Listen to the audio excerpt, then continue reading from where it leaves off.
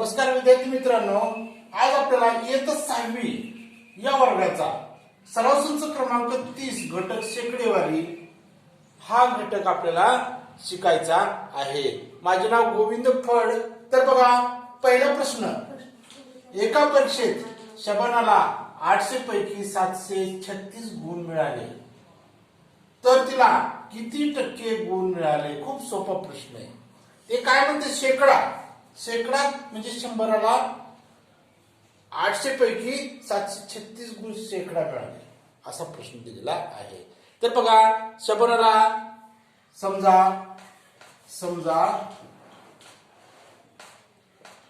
शबानाला X गुण मिळाले असे मानू।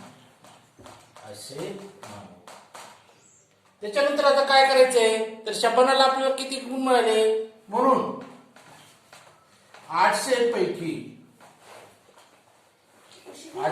736, तर आपल्याला काय करायचंय?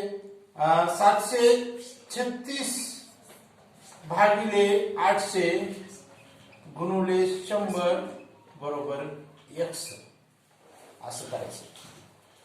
तर आता काय करायचंय? पहिल्यांदा ह्या दोन्हीचा गुणाकार करण्याच्या अगोदरच आपण काय करायचंय? ह्या दोन्ही शून्याला कापून टाकूया। हे खालचा शून्य कापला, वरचा 2 शून्य कापले। आता राहिले फक्त 736 भागिले 8 राहिले। 8 एक 8 8चा पाडा 73 पर्यंत म्हणायचा आहे।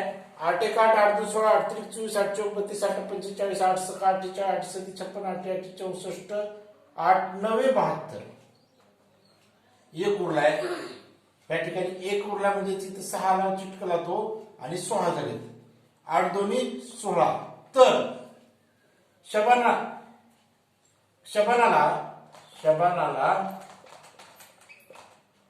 त्या परीक्षेमध्ये 96% गुण मिळाले। 96% गुण मिळाले। अशा पद्धतीने पहिला प्रश्न संपलेला आहे। आपल्याला दुसरा प्रश्न लगेच बघायचा आहे। तर बघा, तर आता दुसरा प्रश्न बघा, दहीहांड गावातील शाळेत 500 विद्यार्थी आहेत, त्यापैकी 350 विद्यार्थ्यांना पोहता येते, तर किती टक्के विद्यार्थ्यांना पोहता येते आणि किती टक्के विद्यार्थ्यांना पोहता येत नाही? आता त्यांनी पोहता न येणारे विद्यार्थी आपल्याला आधी वजा करून काढावे लागते। दहीहांड गावातील एकूण विद्यार्थी किती? 500। पोहता येणारे विद्यार्थी किती? 350। म्हणजेच 500 आणि 350 मधून वजा करायचे। 500 मधून 350 वजा करायचे। हे शून्य, हे इथं काय नाही म्हणजे तिथं शून्य वर इथे घेऊया आणि ह्याच्याकडून 4 5तून 1 घेतला म्हणजे 10 राहिले। 5 आणि ह्या ठिकाणी 1 म्हणजे आता पोहता न येणारे विद्यार्थी पण निघाले। पोहता न येणारे विद्यार्थी संख्या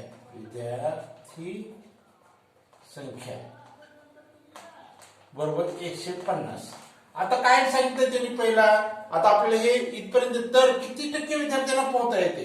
आता पहिल्यांदा विचारलेलं किती टक्के विद्यार्थ्यांना पोहता येते, म्हणजेच आपण आता काय करायचंय? 500, तर समजा एक विद्यार्थ्यांना पोहता येते असे मानू। आता काय करायचंय? 500 350 भागिले 500 गुणिले 100 बरोबर 1। आता ह्या ठिकाणी काय करायचे? हे 2 शून्य कापल्यानंतर हे 2 शून्य कापलेले। आता राहते 350 आणि 5 एक 5 5 7 35 आणि राहिलेला 1 शून्य देऊन टाकूया। म्हणजे पोहता येणारे विद्यार्थी संख्या म्हणजे ए बरोबर 70। तर हे पोहता न येणारी विद्यार्थी संख्या आहे। पोहता येणारी संख्या येणारी विद्यार्थी संख्या.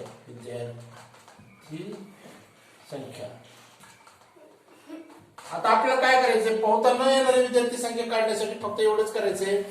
तर बघा, पोहता न येणारे विद्यार्थी किती, तर 150. पोहता, आता ह्या ठिकाणी आपण दुसरं काढायचंय, पोहता न येणारे विद्यार्थी किती, 150 आहेत. 150 आहेत. तर समजा पोहता न येणारे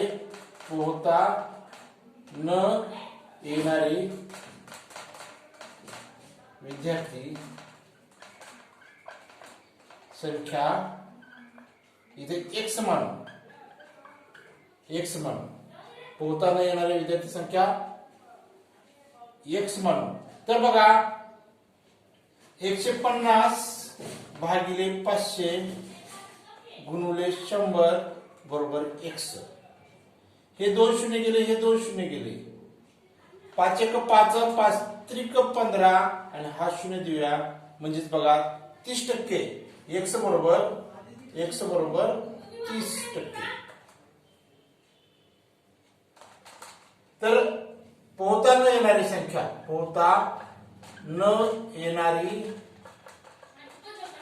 विद्यार्थी संख्या बरोबर 30%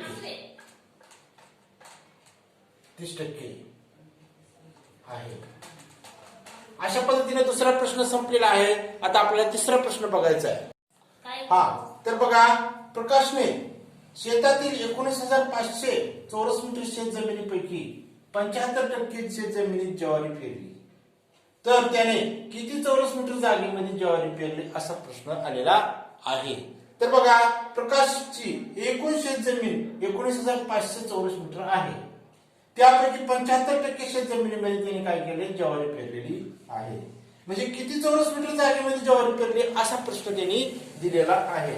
75% म्हणजे 100 पैकी 75% ज्वारी त्या 19,500 चौरस मीटर जागेमध्ये त्यांनी काय केलेली, पेरलेली आहे. समजा ती ज्वारी 1% पेरली आहे असे आपण मानूया. आता काय करायचंय, फक्त लय सोपं आहे. तर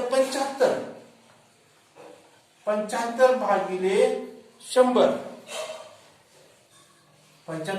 100 गुणुले 19,500 बरोबर a. आता काय करायचं, ह्या दोन्हीचा आपल्याला गुणाकार करायच्या अगोदर ह्या शून्याला आणि ह्या शून्याला कापून टाकूया. आता राहिले 75 आणि 195 ची इथं आपण गुणाकार करूया. 195 आणि 75 यांचा आपण आता गुणाकार करायचा. म्हणजे बघा, 5 चा 25, हातचे आले 2, 5 9 45, 46 47, हातचे आले 4, 5 एक 5 आणि 4 9, हे शून्य देऊया. 5 7 35, हातचे आले 3 आणि 7 9 63, 64 65 66, हातचे आले 6, 7 एक 7 आणि 6, 7 एक 7 आणि 6 13. यांची आपण बेरीज करायची. हे 5 7 आणि 5 12, हातचा आला 1, 9 आणि 6 15 आणि 1 16, 6 चा हातचा आला 1, 3 आणि 1 4 आणि 1. म्हणजेच a बरोबर 14,625 चौरस मीटर. म्हणजेच प्रकाशने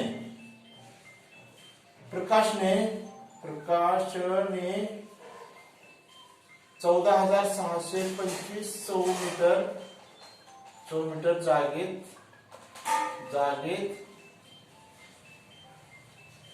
चौरस मीटर जमिनीमध्ये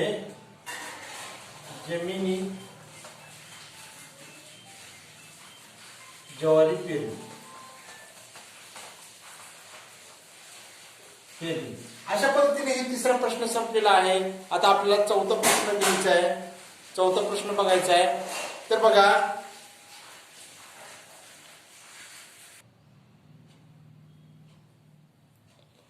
तर सोहमला त्याच्या वाढदिवसाच्या दिवशी एकूण 40 मेसेजेस आले. त्यापैकी 90% मेसेजेस वाढदिवसाच्या शुभेच्छा देणारे होते. तर त्याला वाढदिवसाच्या शुभेच्छा व्यतिरिक्त किती मेसेजेस आले असा प्रश्न आलेला आहे. वाढदिवसाचे मेसेजेस किती? 90% आलेले आहेत. आणि वाढदिवसा व्यतिरिक्त मेसेज म्हणजे किती? 90 वजा 100 वजा 90 म्हणजे 10% मेसेजेस आलेले आहेत. तर किती टक्के मेसेजेस वाढदिवसा व्यतिरिक्त आले आहेत असा प्रश्न पडलेला आहे. तर आपण तर हे मेसेजेस X% आले आहेत असे मानू. तर काय करायचंय? 40 x भागिले 40 गुणुले x गुणुले 40 बरोबर 10 गुणुले 100 असं सूत्र मांडायला पाहिजे. तर बघा a भागिले 40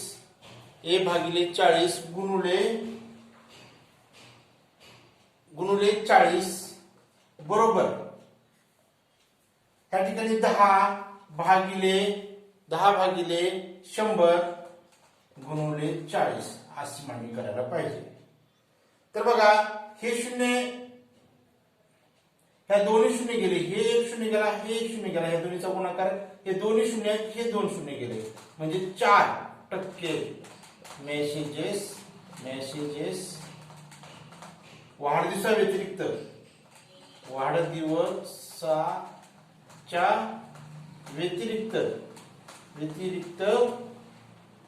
आलेले आहेत. अशा पद्धतीने हे प्रश्न आपला चौथा प्रश्न संपलेला आहे. आता आपल्याला लगेच पाचवा प्रश्न घ्यायचा आहे. तर बघा एका गावामध्ये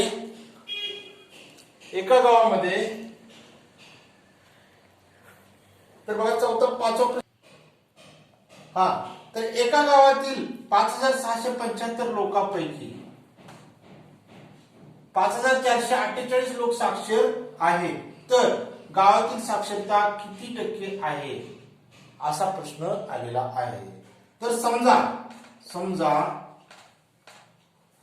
ते गावातील साक्षर लोक आहेत. गावातील साक्षर लोक X मानू. तर आता आपण काय करायचंय?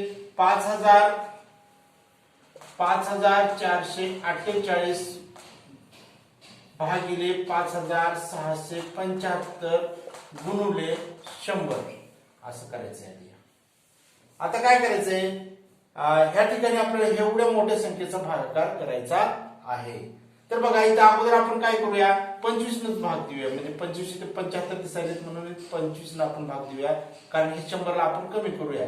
25 चोक 100, हे 25 चोक 100 संपले. 25 एक 25, 25 दोन्ही 50, 6 उरले 67 झाले. 25 दोन्ही 50 म्हणजे अजून एकदा 17 उरले आणि हे 175 झाले. 25 7 1 पावणे 200 म्हणजे तिथे किती उरले? या ठिकाणी बघा 5448 आणि 227 हे उरले. आता अशी एक संख्या आहे 227 ही कोणत्याच संख्येमध्ये सापडत नाही. म्हणून आपल्याला काय करावं लागेल? शेवटी 227 चा पाढा तयार करावा लागेल. म्हणजे 227 एक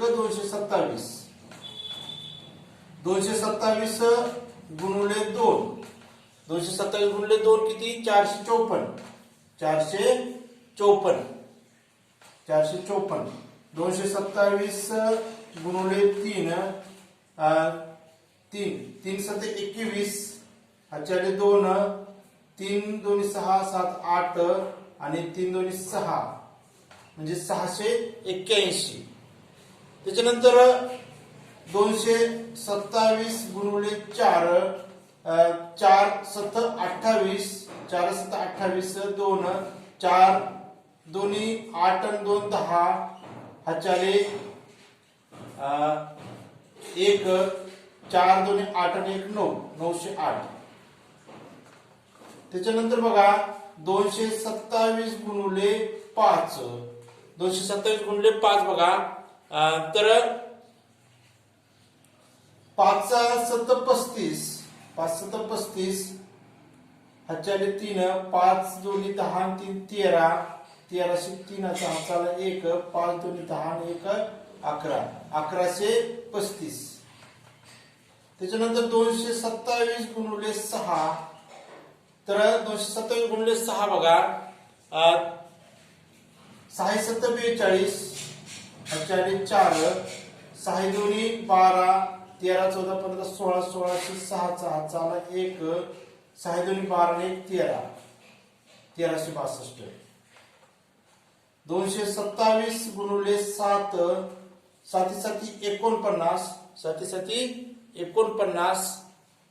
त्याच्यानंतर 7 7 49, हातच्याले 4, 7 दोन्ही 14 आणि 4 18, 1801 1808 हाताला 1, 7 दोन्ही 14 आणि 1 15, 1589.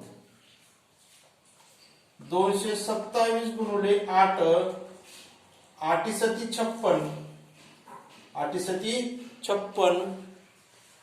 तर 8 7 56, हातच्याले 5, 8 दोन्ही 16, 17 18 19 21, 21 ला 1 हातच्याले 2, 8 दोन्ही 16 17 18, 1816. आता त्याच्यानंतर अजून आपल्याला एक 227 गुणुले 9 करावं लागेल. 227 गुणुले 9 करायचंय. तर बघा त्याचं 20 43 येते उत्तर, 20 43. आता 10 तर येते. 227 गुणुले 10 बरोबर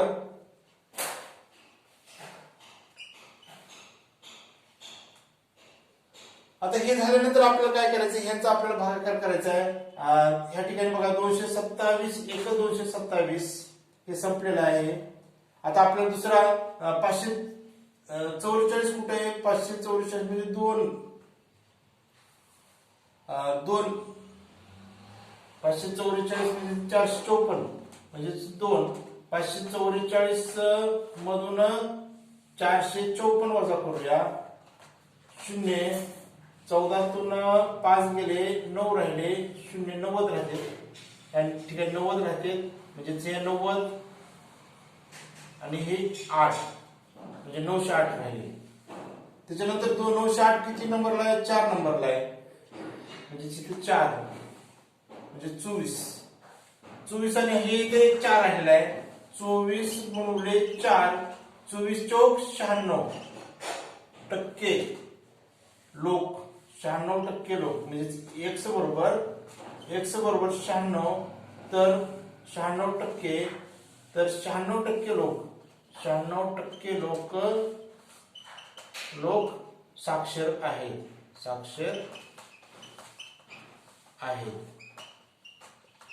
कधी कधी आपल्याला मोठी संख्या असल्यामुळे कधी कधी आपल्याला खूपच कठीण जाते. अशा पद्धतीने आपल्याला हे 5वा प्रश्न संपलेला आहे. आता 6वा प्रश्न घ्यायचा आहे. तर बघा, तर 6व्या प्रश्नाला आपल्याला बघायचंय. बघा 6वा प्रश्न, एकच मिनिटात आपण चालू करूया.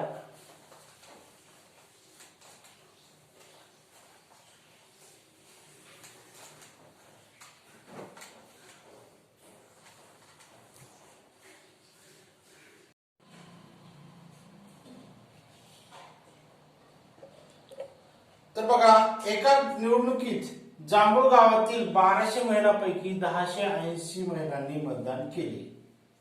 तर वडगावातील 1700 महिलांपैकी 1360 महिलांनी मतदान केले. कोणत्या गावातील मतदान करणाऱ्या महिलांचे प्रमाण जास्त आहे, असा प्रश्न पडलेला आहे. तर बघा, जांभूळ गावातील लोक, जांभूळ गावातील महिलांनी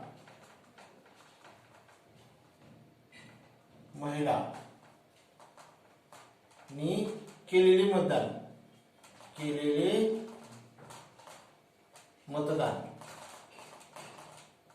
किती?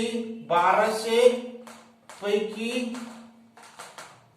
1080. आणि वडगावातील महिलांनी केलेले मतदान, महिलांनी केलेले मतदान बरोबर 1700 पैकी 1360. तर आता आपल्याला काय करायचंय, दोन्हीच आपल्याला टक्केवारी काढायची. पहिल्यांदा आपल्याला जांभूळ गावाची टक्केवारी काढूया. जांभूळ गावाची किती, 1200 पैकी 1080 भागिले 1200 गुणिले 100 असं करावं लागेल, म्हणजे आपल्याला टक्केवारी निघेल. तर बघा, हे 2 शून्य गेले आणि हे 2 शून्य गेले. आता राहिले 12 आणि 1080. 12 1 12, 12 8 96, 12 9 108, 12 9 108 आणि हे राहिलेलं शून्य देऊया, म्हणजेच किती, 90%. जांभूळ गावातील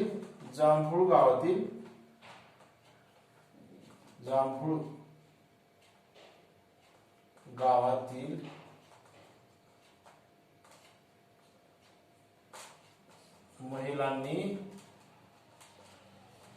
90% मतदान केले. आता आपल्याला वडगावातल्या महिलांचे मतदान काढायचे. वडगावातील महिलांचे मतदान, वडगावातील महिलांनी केलेले मतदान,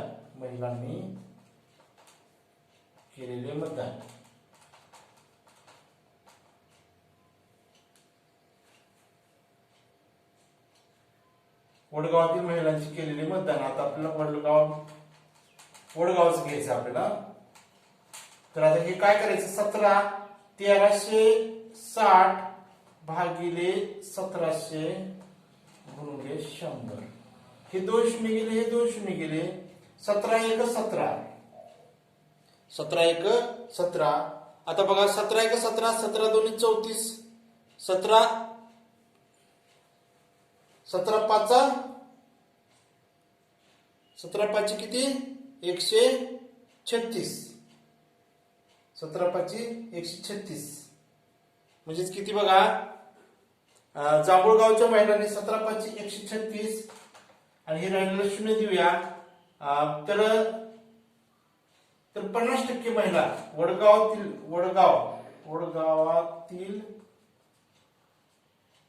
महिलांनी 50% मतदान केले. मग कोणत्या गावातलं मतदान जास्त आहे रे, तर जांभूळ गावातील महिलांचं,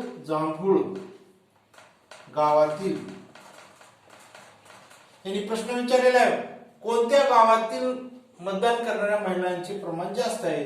तर जांभूळ गावातील महिलांनी जास्त मतदान केले, असा प्रश्न आहे. तर अशा पद्धतीने आपल्याला हा सराव संच क्रमांक 30 हा घटक संपलेला आहे. आपल्याला हा व्हिडिओ आवडला तर शेअर करा आणि सबस्क्राईब